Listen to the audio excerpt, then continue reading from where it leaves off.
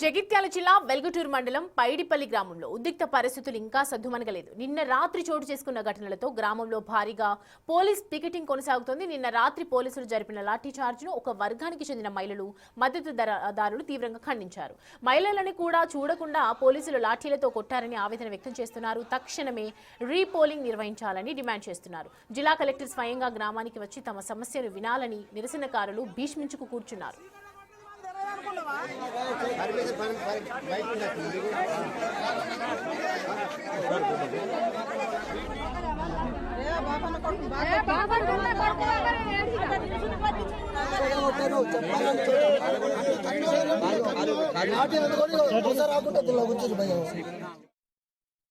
అనగానే పెట్టమన్నారు signature 2 times వేసిన నువ్వు పెట్టండి బయటికి వెళ్ళొద్దు అన్నారు.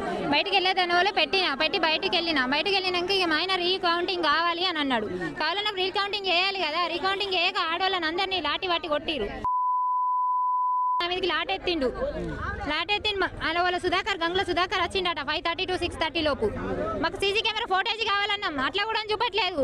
ఏ రకంగా న్యాయం చేయలేదు పోలీసులు. మాకు ఉన్న వాళ్ళు కూడా దాడి చేసినప్పుడు చంటిపాప మీ దగ్గరే ఉందా?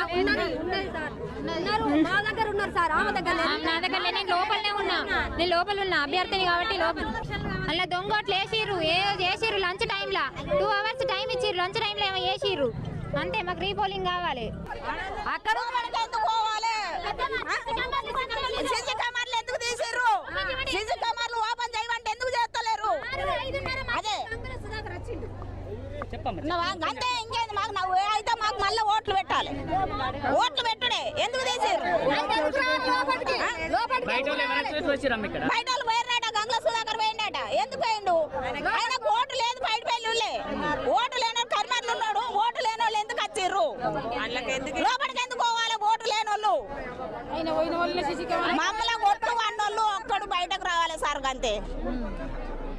పోలీసు వాళ్ళతో మమ్మల్ని ఏ వ్యక్తి అయితే కొట్టిండ్రో కొట్టు అన్నారో ఆ కొట్టు అన్న వ్యక్తి మాకు పబ్లిక్ మొత్తం మందిలో మా తప్పైందని క్షమాపణ 5 గజాల ముక్కు పులికి రాసా విడిచిపెట్టాం.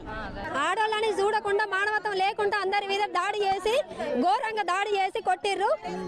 ఓట్లు అటు ఇటు వేసి అంత టైం వేస్ట్ చేసి గడిపి రాత్రి 8 అయ్యాక అట్లా చేసి ఓడిపోయేటట్టు ఓడిపోయింది అని సృష్టించారు. అంతే. రీపోలింగ్ కావాలి. అంతే. రీపోలింగ్ కావాలి, న్యాయం కావాలి. ప్రతి ఒక్కరిని అయితే ఇడిచిపెట్టకుండా అయితే కొట్టిర్రు.